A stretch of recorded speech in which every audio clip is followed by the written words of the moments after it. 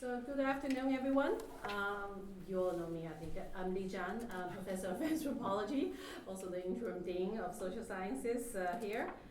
So today it's my pleasure to welcome you all to the latest installment of the Institute of Social Sciences new lecture series. Just want to say a few words about this series. So the new lectures represent a continuation of a highly successful program launched some years ago by the IGA, Institute of Government Affairs. So that series hosted distinguished speakers from both UC Davis and across the country who addressed some pressing issues of the contemporary world. So the Institute for Social Sciences is very pleased to continue this tradition of inviting the brightest scholars, such as Jim, to discuss very important and timely issues that affect all of us.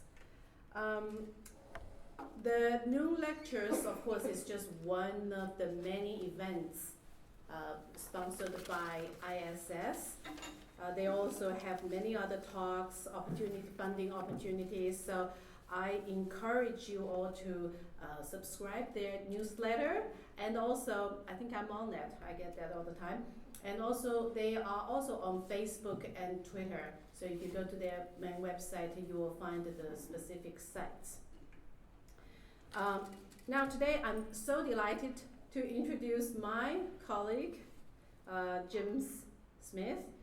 He's associate professor and also currently interim chair of the Department of Anthropology here. So Jim, you all know Jim as well, but I will still say something. Jim is a leading scholar on African studies. Also, Jim is so prolific. He has published a number of articles in some major journals, American Ethnologist and so on. Also, he has published 2 books already and is on the way to the 3rd. So I want to say a few words about his books. The first book is Bewitching Development, Witchcraft and the Reinvention of Development in Neoliberal Kenya, published by University of Chicago Press. This book has received very influential in anthropology of development and African studies. So it has been compared by some people to Jim Ferguson's acclaimed book, The Anti-Political Machine, so on the same level. The second book, which is more recent, it's called The Email from Getty. I tried my best. An Ethnography of Sorcery, Redemption, and Friendship in Global Africa. It's published by UC Press, although it was co-authored with Getty, but it's really pretty much written solely by Jim. He was very kind to offer the authorship to the interlocutor. Now, I love this book. I read it and I used it in my teaching. It's a really innovative book aimed, I think, at a broader audience. I really like that because a lot of time when we write just for anthropologists, we assume people know our jargons and all the stuff. But this book is really aimed at a broader audience. It has very intimate stories, very vivid descriptions and stories, but at the same time it addresses some really critical, larger issues facing Africa. So it does a wonderful job of combining the personal, intimate level with the big questions. Jim also has got several major NSF grant. He's currently PI on an NSF grant on a project concerning the regulation of conflict minerals in eastern DR Congo. And I understand he's working on a book, digital mineral trade in that region. So today, his talk, I think it's probably draws from this newest research. The lecture's title is Getting the Blood Out of Your Cellphone, Silicon Valley's Efforts to Avoid Conflict Materials from the DR Congo. So he will speak for about 35 to 40 minutes, and then we'll have time for questions and discussion. So please join me and welcome Jim. Yeah.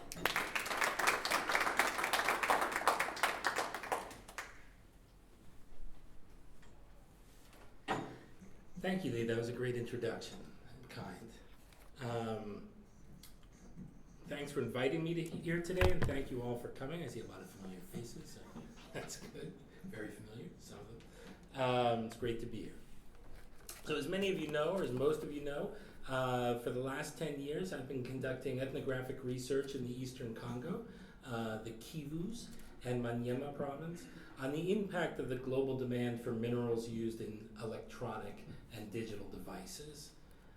I began by researching coltan, the ore from which tantalum and niobium are derived. 80% of the world's coltan is estimated to be in the DRC. These minerals are used to make the capacitors in electronic devices and are what enables us to have ever smaller digital devices. I soon found that miners don't specialize and that the social lives of these minerals are connected to one another, so I broadened my lens to artisanal mining, focusing on what NGOs call the 3 T's, tantalum, tin, and tungsten, or what Congolese call the black minerals. More recently, I've been examining, as Lee mentioned, international efforts at regulating the trade in these minerals, including the impact of the American Dodd-Frank Act and, quote, bag and tag tracking schemes sponsored by Intel, HP, Motorola, and others. And I'm going to try and focus on that as much as I can today. Anyone who's ever watched a TED Talk, any of the 4 different movies about Steve Jobs, or the popular television show Silicon Valley is already well versed in the alluring American narrative regarding how future-directed individuals have pitted their indomitable wills against cultural and political traditions inherited from the past. Linked to this romance is the notion that we can, quote, save everything, all historic socially produced situations, by clicking here, as Evgeny Morozov mockingly puts it in the title of his book, To Save Everything, Click Here. But this mythology about how virtuoso minds invent technologies that liberate the world from the past cumbersome materiality, things like paper, stone, timber, concrete, and even the earth itself, conceals an even more compelling and revealing set of issues. In the end, who and even what really makes digital devices? In a way similar to how the anthropologist Sidney Mintz examined the relationship between sugar and industrial capitalism, we can focus on the lives of substances used in digital devices to show how far-flung places connect to one another, what the digital age amounts to, and how the technological worlds we inhabit are produced. The goal is not only to show the social life and materiality that make the seemingly disembodied digital age possible. After all, there are now a lot of people drawing attention to the fact that the so-called cloud is in fact made up of warehouses of wires and underground networks of cable that enable immaterial data to crawl past the trawled shrimp on the ocean floor, only to finally arrive on the beach. But it's also about showing how geological history and invisible worlds make the information age possible. And in this instance, it's about showing how Congolese people make and understand the process through which the animated potency of the ground comes to be turned into a resource, commodified and converted into technologies with their own animate life. Congolese minerals, most famously coltan, but others as well, played a pivotal role in what is often described as Africa's First World War. It involved at least 9 African countries as well as international corporations. It's important to point out, though, that the demand for minerals was not the cause of this war, at least not in any simple sense. The causes were multiple, but were related to the overflow of the Rwandan genocide into the eastern Congo in the mid-1990s. During the war, occupying armies, especially the Rwandan-backed Rally for Congolese Democracy, bought Congolese minerals and mined for them, often forcing civilian populations to dig coltan at the, quote, barrel of a gun, to echo one widely read NGO report from the period. According to a 2002 UN report, 85 firms from 20 countries, including Anglo-American, Barclays, Bayer, Cabot, H.C. Stark, and Standard Chartered Bank, collaborated with occupying armies or illegal militias during the war. The UN recommended economic sanctions on 29 firms from Britain, the US, Germany, Malaysia, Hong Kong, and Belgium, but these were never implemented. The demand for minerals by foreign armies helped fuel the dollarization of the Congolese economy and had many dramatic ramifications that continue to affect people to this day. When the coltan price fell from $100 a kilo to $10 a kilo, it left thousands of people in the forest holding sand. The resulting indebtedness on the part of those who purchased this substance using different sorts of loans, usually interest-bearing ones, affected the entire region, impacting everyone from urban entrepreneurs to low-level diggers, many of whom continued to stay in the mining business to pay their debts or escape debts while living in the forest far from home. Some Congolese like to say that this was the moment they became, quote, addicted to mining, as opposed to, say, farming, because their debts made it so they had to look for other minerals in order to return home. Today, there are about 2 million artisanal miners in the Democratic Republic of the Congo, and an estimated 10 million people depend on mining. Coltan is similar in appearance to and often found alongside other minerals that are equally crucial for digital technologies, especially wolframite, the ore from which tungsten is derived, and casterite from which tin is derived.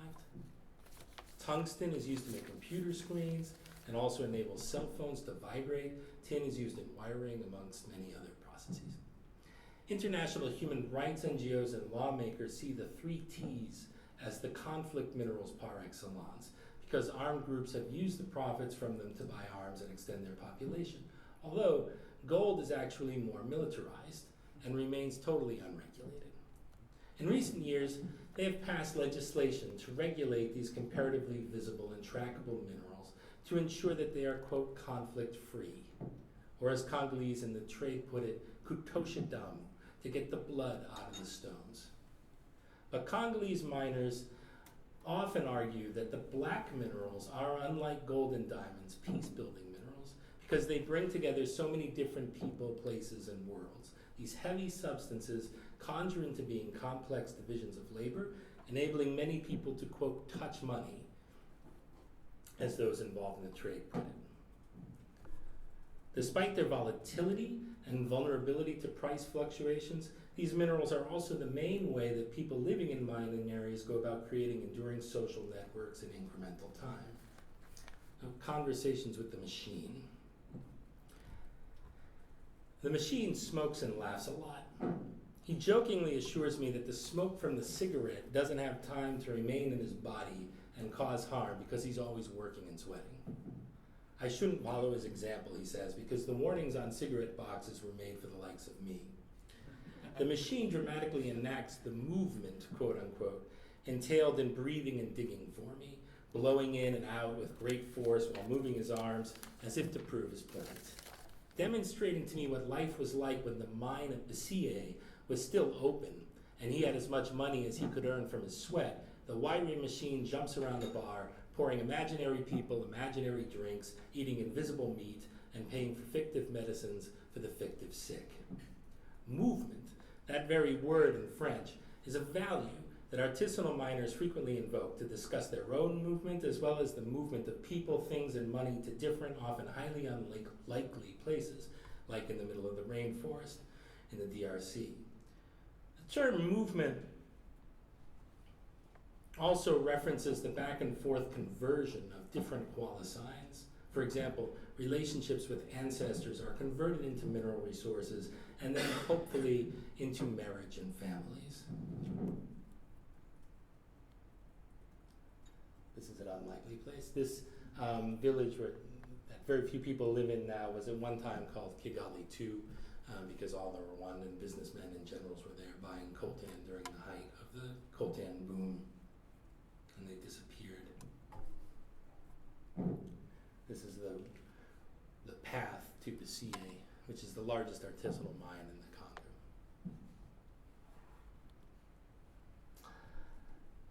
The machine explains that the smoke from the cigarette fills the hole in which he works and makes it feel like a home, almost like a kitchen, so he forgets his worries and is comfortable in the darkness. All diggers smoke because, quote, for them it's always night and they're always in the dark, he laughs. Being in the dark is an image that miners sometimes invoke to make light of themselves and their situation with respect to, say, for example, knowledge that they don't have, such as price.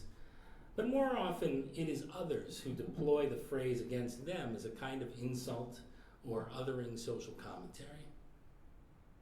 They are often said to be in a hole, unable to see ahead, kuona mbele, or plan, living only for the moment and without regard for the My new friend isn't the first machine I've met while studying the artisanal mining trade of the Eastern Congo. It's a fairly common name, suggesting the capacity of the person to work vigorously without stopping. Sometimes the term machine is also used to talk about the highly organized and productive nature of artisanal mining itself, the complex division of labor among miners, and the multiple committees and subcommittees that work to mitigate conflicts, as in the oft-repeated phrase, "we are better than a machine." It's one of the many ways miners assert the value of themselves, their social networks, and their work with an implicit comparison to some of the things they help to produce, machines. Miners tend to assume that the minerals they dig up are used to make big machines and heavy infrastructure like roads rather than small machines. Many of the other miners at this bar also use pseudonyms. At our table at the bar alone, we have a Chuck Norris, a Rambo, a Snoop Dogg, a P. Diddy, and a Toronto. The Canadian mining company Alpha Mine, which is currently displacing and dispossessing artisanal miners from the largest artisanal mine in the Eastern Congo, Bisia, is based in Toronto. So Toronto's joke name has this in mind. "Have you ever met an Obama?" Raymond, my Congolese research assistant, asked the machine. "Obama?" The machine almost shrieks in delight, pointing to a small house. "He's right over there. He works real hard, but he smokes too much pot." On the one hand, these names symbolize the fact that miners' work connects them to social fields that are global in scale. On the other hand, such names are designed to help these workers avoid creditors. There is simply no such thing as an artisanal miner who doesn't have a debt to someone, as this work cannot take place without a regular flow of funds from middlemen to diggers in the form of food, beer, tools, and money. But an array of unpredictable and uncontrollable factors can make it so that reciprocal exchanges turn into strictly calculated debts that often don't get repaid in a timely fashion. And so diggers like the machine have to come up with adaptive strategies for dealing with people who could bring them harm. We are like snakes in the ground, always looking for a hole to crawl into, the machine says, expanding upon his original theme. The machine, a she-man from Bukavu, didn't start out his career as a digger. He sold miscellaneous wares until all of his things were taken by the Rwandan-backed RCD during the Second Congolese War. He helped the army carry away his own things on his back. After the theft, he heard about the price that coltan ore was fetching, and so he went into the forest to make a living for his family, but he has never been able to return home. Though he likes to joke that le retour c'est académique, returning is taken for granted. It's academic. When his wares were taken from him, the machine had no idea that Sony had just run out of the tantalum it needed to meet the Christmas demand for Sony PlayStation 2. This fueled already existing online speculation, leading to a dramatic price bubble. The coltan price rapidly rose tenfold, only to drop down to close to its original price. Among miners and traders, the price hike for coltan is still remembered as a miraculous and dangerous time that has never quite returned to the same degree. In some places, it is recalled as the time of Bisikatike, or may it never end, despite the fact that this was also a violent time and arguably the height of the war. For a time, the machine did well with coltan and worked up from being a digger to being a middleman. When the price of coltan fell, he had debts that he needed to pay off to various financial backers, so he couldn't return to Bukavu. Instead, he hung around in the forest, digging to make ends meet while waiting for something to happen. When the machine heard that Bukumu trappers, looking for anything that might substitute for coltan, had discovered casterite and bauxite in the middle of the rainforest at a place that came to be called Bisia, Bukumu for "it will always remain here," he went there to work, along with what soon turned out to be nearly 20,000 others. During that time, roughly 2003 to 2010, the machine says that he ate and drank like a king. But these days, a Canadian company, Alpha Mine, has taken advantage of the work of these artisanal miners and secured a contract from the government to drill. The machine and his friends have either been evacuated or are in the process of being evacuated from the site they discovered and developed. A small fraction of them now work for the company building a road for a pittance. International companies like Banro and Luinja and Alpha Mine and Bisia exploit the idea that artisanal mining is chaotic and contributes to war, and take advantage of the de facto embargo of Congolese conflict minerals, quote unquote, to push people out of their livelihoods and often ironically into militias that prey on civilians. But as Congolese miners and traders like to point out, there are many ways that minerals can have blood in them, not just through armed conflict. The expropriating company Alpha Mean, I'd like to point out, is also a member of the International Tin Research Institute, which is carrying out the main conflict-free minerals traceability initiative in the area. More on that in a moment. The machine jokes that because of the closure of mining, his physique no longer lives up to his name. When Bessier was open, if his boot touched the ground, it left behind a major imprint, but now he treads lightly on the earth. He is not alone. The closure of Bessier mines has put tens of thousands of people out of work and tied up millions of dollars worth of minerals for businessmen who have taken loans from buyers back in the towns and out of country. The situation is dangerous for many of those miners who were once working are now stealing from people on the roads. There are now 8 militias where there were none. Bessier was our security, the machine laments. Now the bandia in the forests are thicker than the mosquitoes. Resources don't just exist in the ground, but have to be made. Mineral extraction is not a straightforward, uncomplicated, muscular activity. For one, successful mining requires an intimate knowledge of minerals as well as the lives and worlds in which minerals are enmeshed, and a willingness on the part of artisanal miners to engage with forces and histories that many Congolese prefer to avoid because they see these things as dirty, chafu, in the total sense of the word. This symbolic work comes across in the intimate way that miners talk about these substances. For example, the machine says that coltan, the fecund, quote, mother of all minerals, resembles generative goat shit that has a lot of fat in it. It's black and shiny. Casterite, it's amazing you can just get a picture of goat shit on the internet.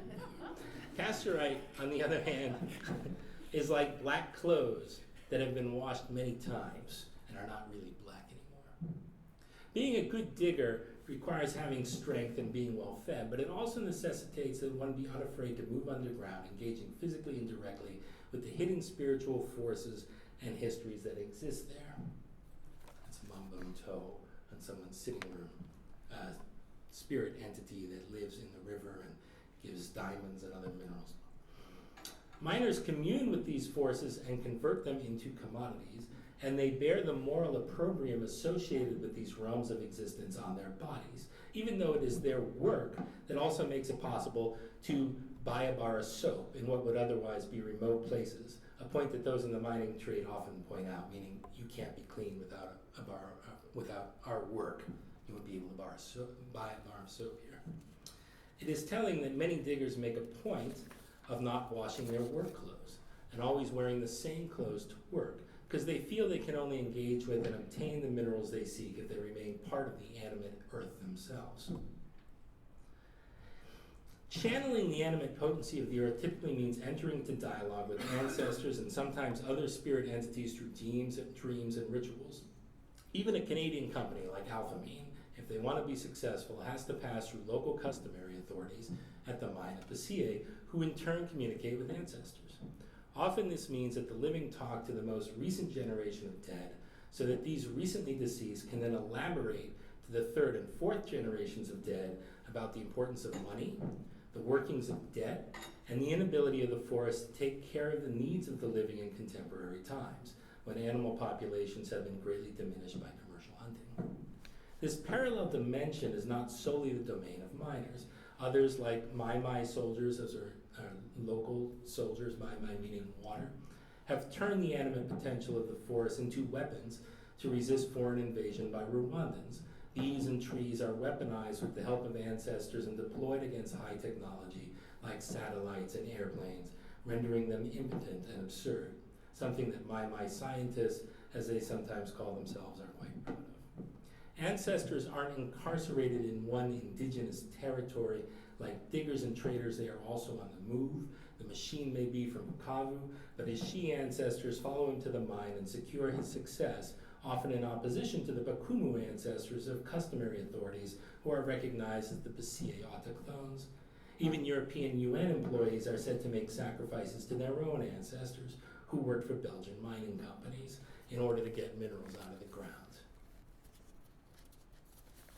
The point is that extraction is multifaceted and total symbolic and ontological, for lack of a better word, work, and that more than digging has to happen for these substances to power iPhones.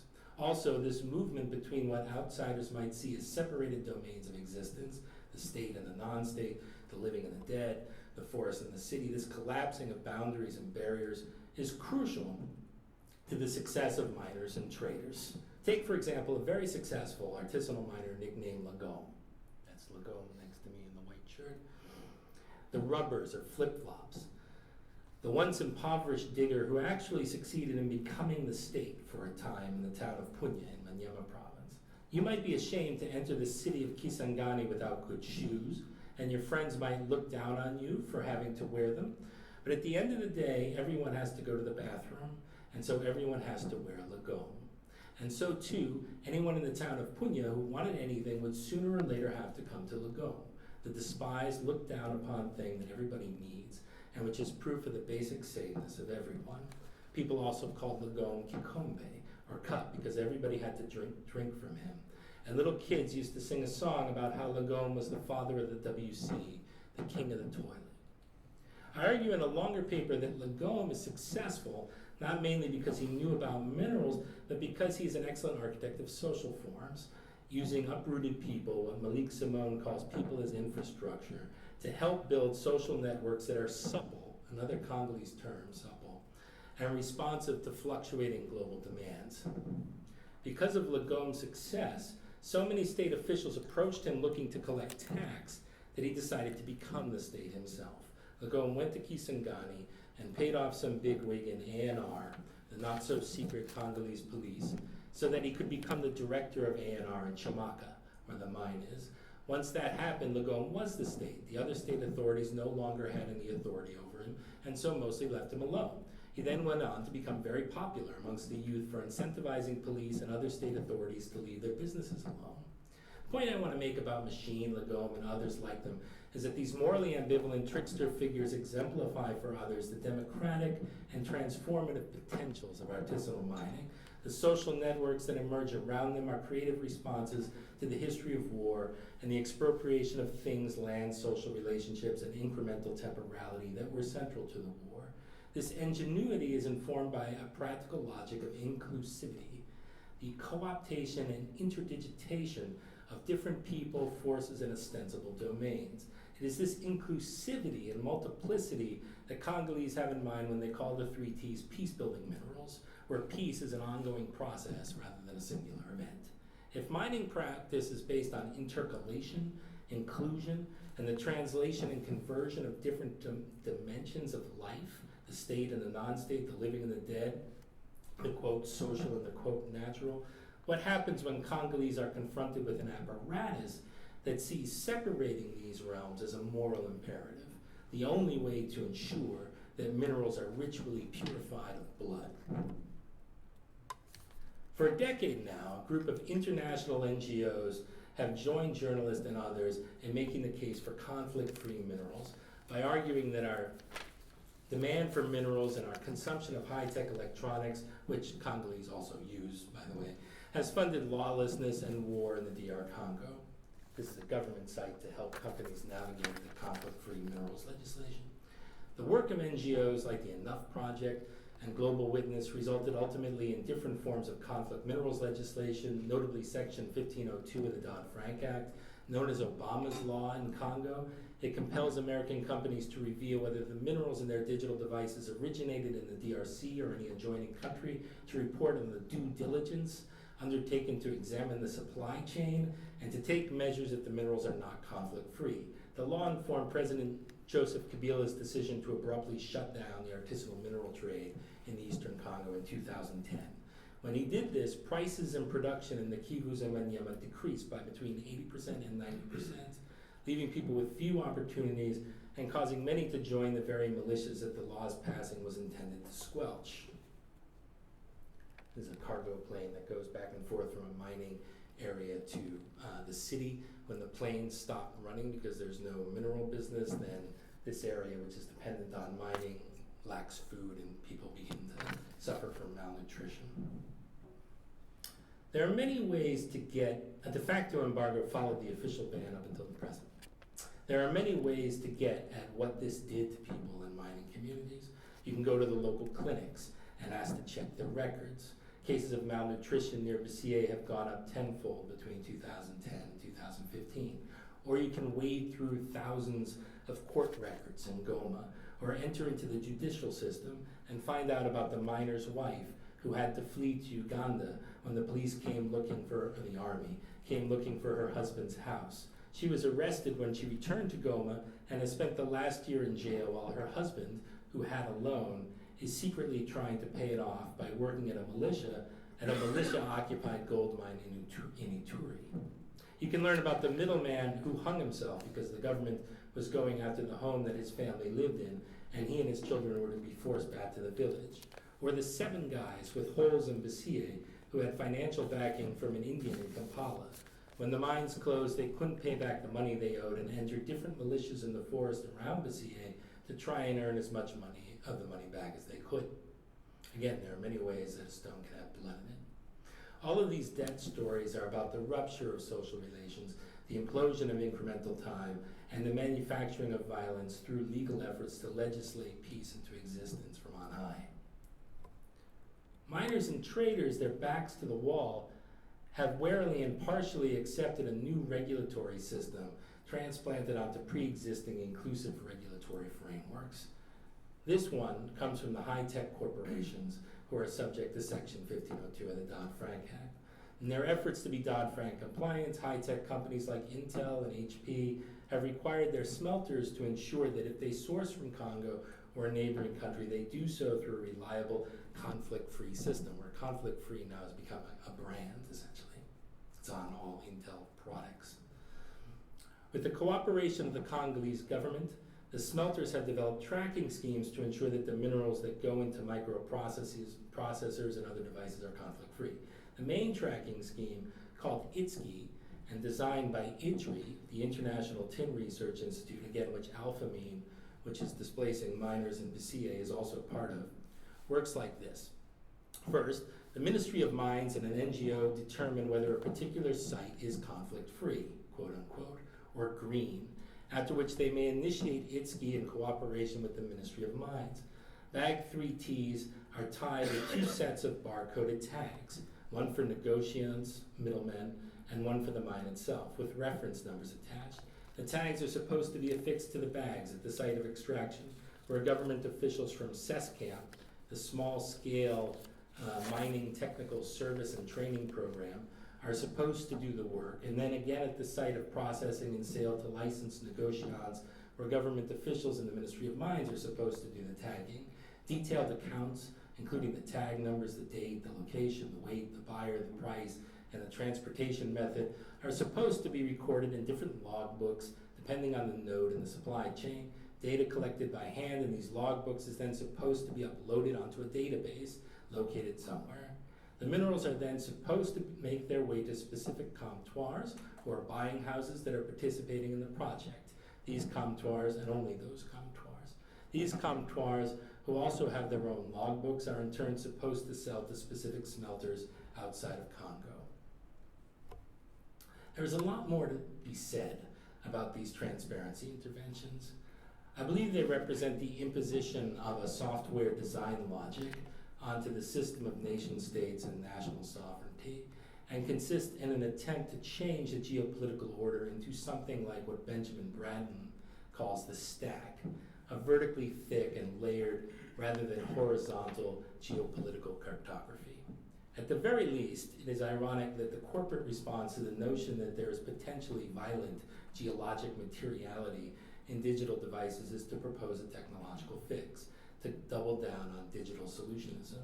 Such interventions are also predicated upon identifying, extracting, and separating out one domain from the other, the state from the non-state, for example, and so run counter to Congolese peacemaking practice, which is ultimately about interweaving formally separated domains and practices. Most importantly for diggers, the ITRI solution has the probably unintended effect of limiting the field of selling options for diggers and low-level middlemen, thus allowing higher-level middlemen to set the price and win the ongoing war over price. Finally, the scheme privileges corporate actors like Alphamine, which is part of ITRI and which doesn't have to prove that their minerals are blood-free at all. But the aforementioned ITRI plan is not how things actually work on the ground, and it would be incredibly dangerous if it did.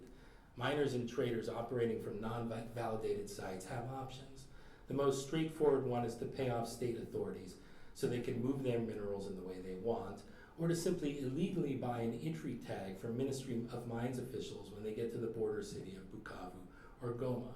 The new tag will say that the minerals come from a validated conflict-free site, e.g. minerals from Bisiye get a tag saying they're from Itabero. In the large artisanal mine of Bisiye, where Alphamine has expelled artisanal miners with the support of the government in Kinshasa, this strategy has prevented an all-out war. State actors have allowed miners to move their stock from this non-validated, so technically not branded conflict-free site through validated sites, thus surreptitiously washing the minerals so they can be transparently clean. Otherwise, people with thousands of dollars in their holes and their financial backers would be at a loss and would call on the militias in the forest to their aid. All miners point out the absurdity of the idea that artisanal miners at Bisiye are contributing to conflict and that their minerals are bloody, while the company Alphamine is being allowed to mine these minerals as if they were conflict-free. Quote, how does blood only exist in our minerals and not in those of the company, they ask. To give a sense of what happens when high-tech companies try to ritually cleanse minerals of blood, I'll try to fit in one last case study about the town of Rubaya. I could have chosen another, but Rubaya did not exist before the coltan boom in 2000. When the coltan boom and the war coincided, there were suddenly 27 foreign buying houses, or comptoirs, in Goma. At that point, 6 people who had been digging and selling minerals in what came to be called Rubaya decided that given the multiple militarized players that were coming in and making claims, it would be a good idea to look for papers, as they put it. They went to Goma and they bought papers for the entire mine from the occupying government, the Rally for Congolese Democracy, which was backed by Rwanda. And around the same time, a Congolese Tutsi, I'll call him Joseph, started doing business there and came up with an alternative idea. He flew to the then very fictive capital of Kinshasa to buy his own papers.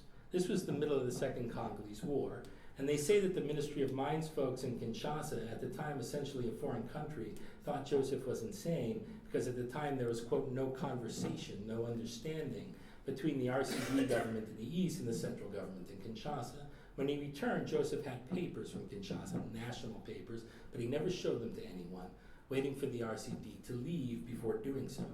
When the coltan price collapsed in 2001, most of the comptoirs left.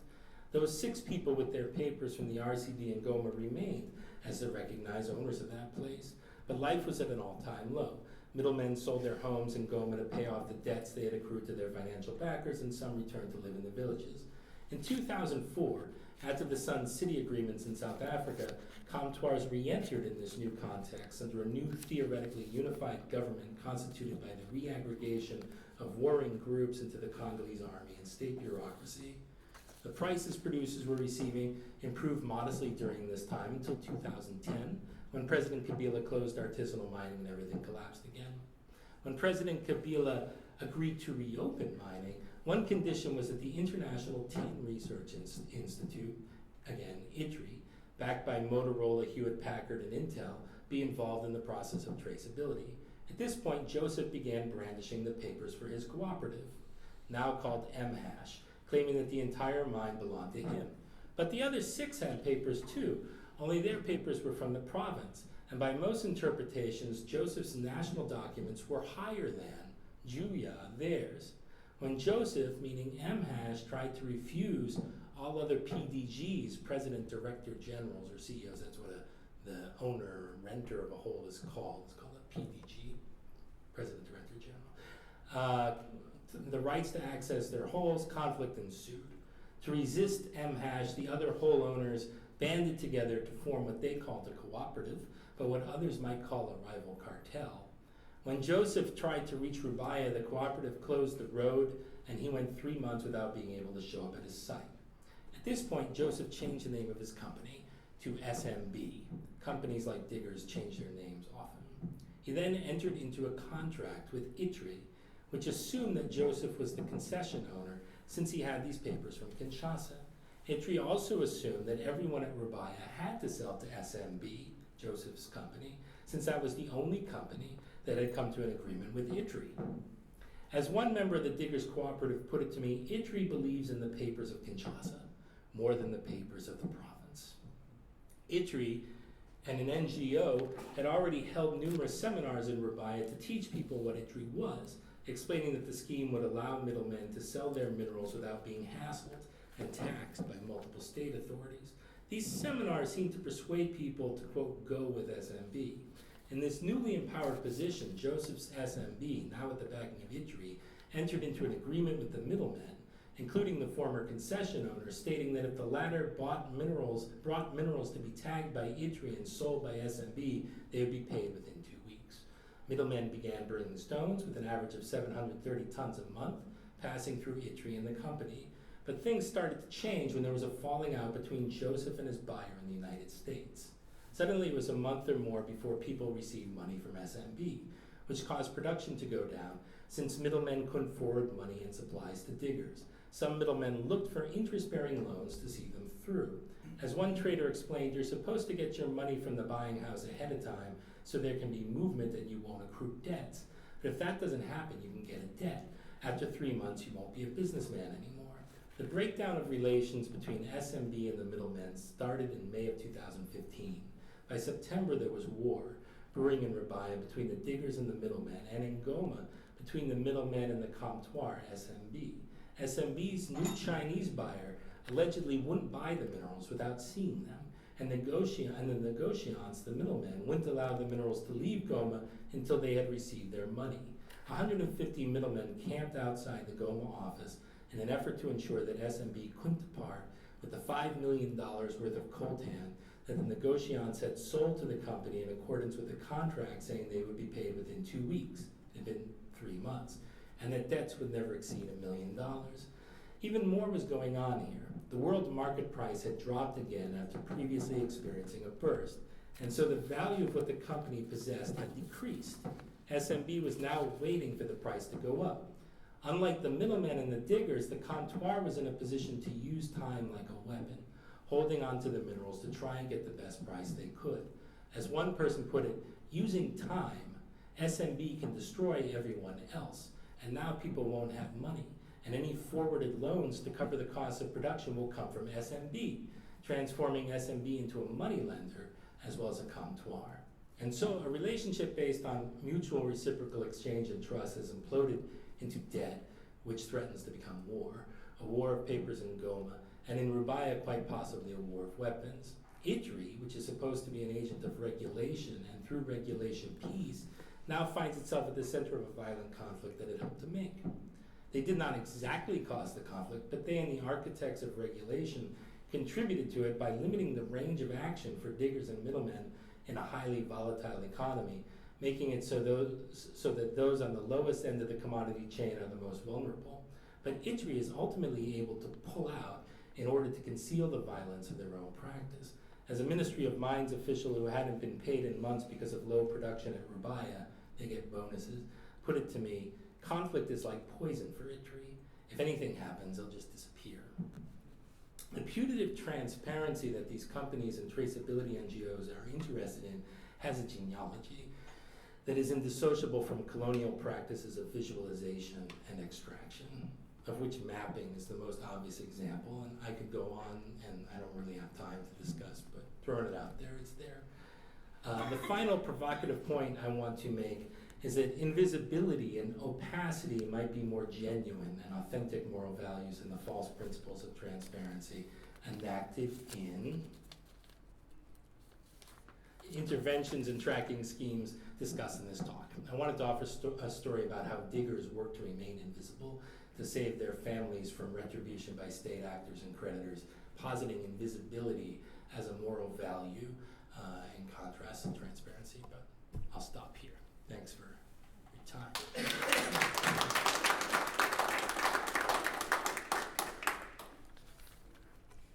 Tina. So I really enjoyed your talk, especially what an important role debt plays in all of that.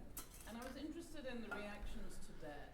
And they seem that many people are very either coerced into actually paying back their debt, Mhm. or very obligated in their own minds to paying back their debt. And I was interested in defaults, or just complete forget the system, or people walking out on debt, or just say, I mean, besides hiding from it, Right. but there still seems in hiding from it an effort to of some compliance in the system. Yeah. And then I was interested if there was a reaction against indebtedness, like a tax not on a militia that just operates in Rabaya, but actually against big companies like Alteran and those kind of Right. reactions to debt. So I think there's that's a good question, and I think there are a couple of different ways to answer it. One is there's definitely a reaction to the companies coming in, but that's another, and that's not mainly about debt. That's mainly about being unable to work or being expropriated from sites that you feel you discovered or are yours, and that in any event you were, benefiting from. Debt in general, middlemen who are especially higher level middlemen, when they go into business with somebody, they will sign a contract. Now that contract may simply be a paper that you and I write our names to. There have to be two people witnessing this, but that's all that has to happen. And that's enough to have evidence to go to court. Right? So depending on the debt and the value of the debt, obviously if it's a debt of a small amount of money or beer or meat, no one's going to go after that in the same way, or at least courts are not going to go after it. But if we're talking about thousands of dollars, which we can be at the higher level, then that can become a case, and there are a number of different ways that can be dealt with. The person who lent money can hire a soldier to go to your house and scare you until you pay the debt, or try to take your house from you, or you can go through the legitimate channel of the courts and try to do it there. It depends on what you decide to do. There are other debts, the debts that diggers take on. Diggers like to say that, I've had several diggers say that, there are some main moral principles, or moral principles of digging, and one of them is to never sign your name to anything. Never put your name on any kind of contract. Everything has to be predicated, all deals, upon trust. And that's to prevent creditors from not only going after you, but going after your family, right?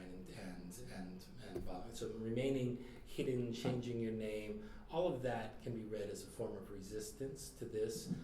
But middlemen don't have that same aren't privileged in that way, aren't able to disappear in the same way.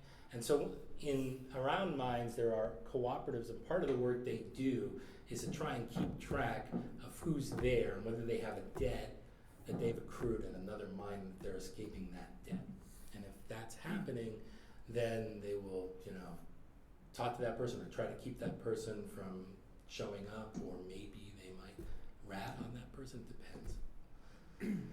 So I don't know if that answers your question.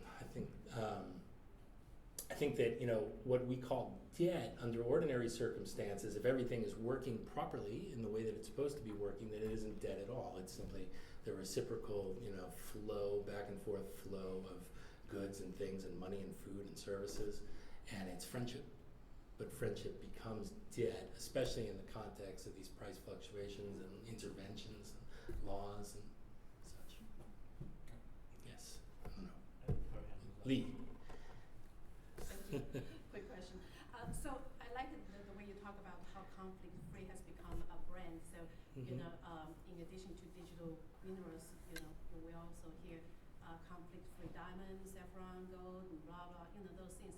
So in terms of the materiality of the minerals you're talking about in comparison with those precious stones, what's unique about these digital minerals in terms of how conflict can be traced or cannot be traced? Right. No, that's a good question. I think that, and the main thing is that they're just, so heavy and dense that there are, as I mentioned, large divisions of labor, a lot of people working on the carrying, on the digging itself, a lot of people to feed, so a lot of people selling food to them, and it is much more visible and trackable. Unlike gold, for example, which can easily be smuggled, it's high value. It can be concealed. Diamonds, are actually militias and armies prefer to, be involved in the gold business and to be involved in the diamond business because these are high valued substances that they can easily conceal. So I think that's the main difference. It is about the materiality of it. And for that reason, many Congolese say that not only are the 3 T's potentially peace-building minerals, but they have the potential for nation building. They have the potential for actually regenerating this tentatively post-war economy and turning it into something else. Unlike gold and diamonds, which tend to profit private actors. Thanks. Yes. That was fantastic. Tour de force. I just wanted to raise 3 points. Starting with, you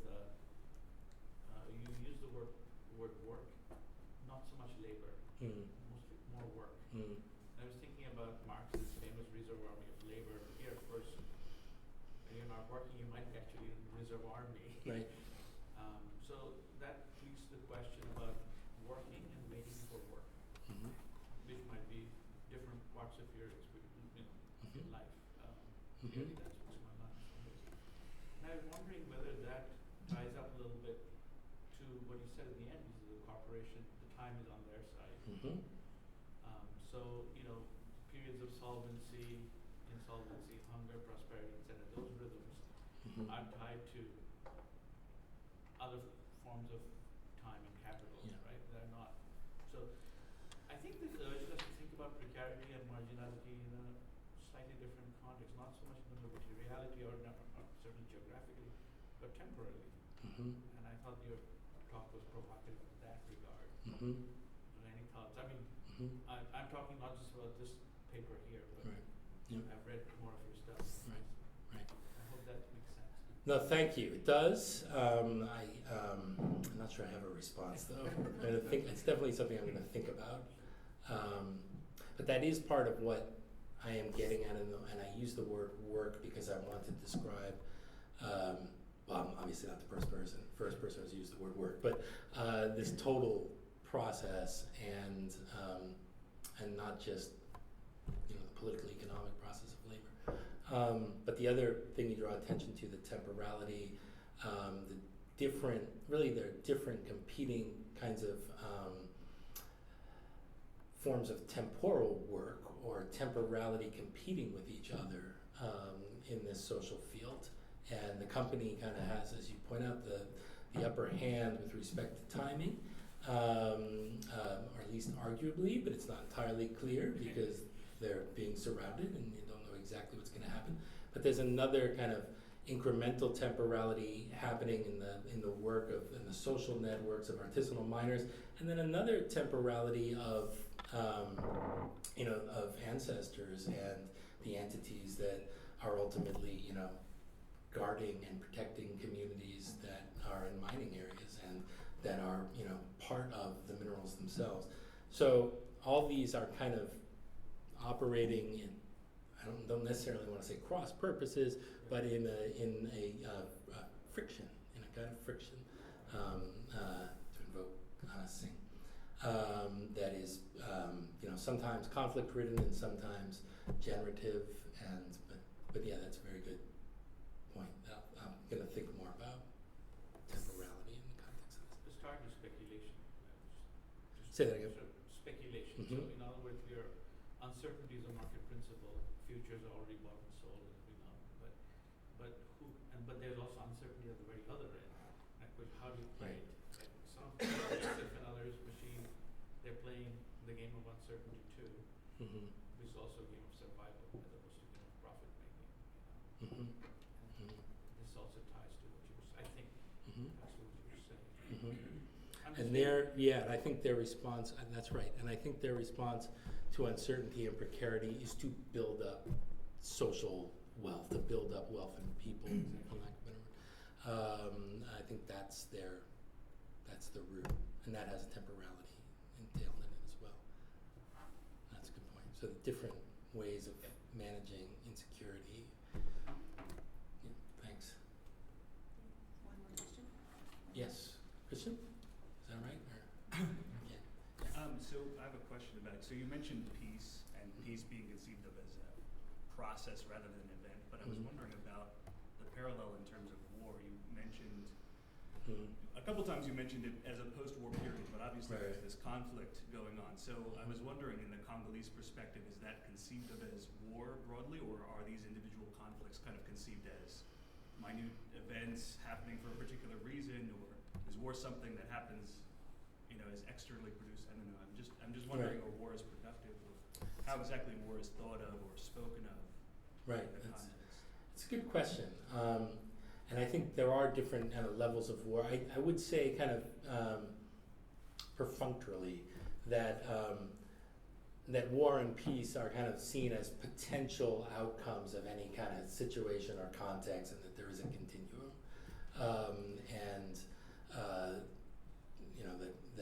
That things at the mind could go the direction of war, or they could go the direction of peace, depending on how people communicate with one another, how they relate to one another, and communication not just being about words and language, but about exchanges and loans and debts and all that kind of stuff. So that one is always living in a state of potential war or peace, but war is the extreme, and peace is an idealized possibility that one works towards, or that groups work towards. On the other hand, people also talk about war as being a conspiracy hatched by others who want to create conflict and chaos in order to get a lower price for minerals. So outsiders, companies, or foreign countries that are hatching war in the Congo or using militias to produce conflict in the Congo. That war is not something that Congolese could ever start, because they don't have the resources and they don't control time in the way that exogenous actors do. And so war is something brought to them. So I think there are these two different ways that people talk about war, not entirely incompatible ways, but somewhat different. Well, thank you. Yeah, thank you. Those are great questions. Thanks a lot.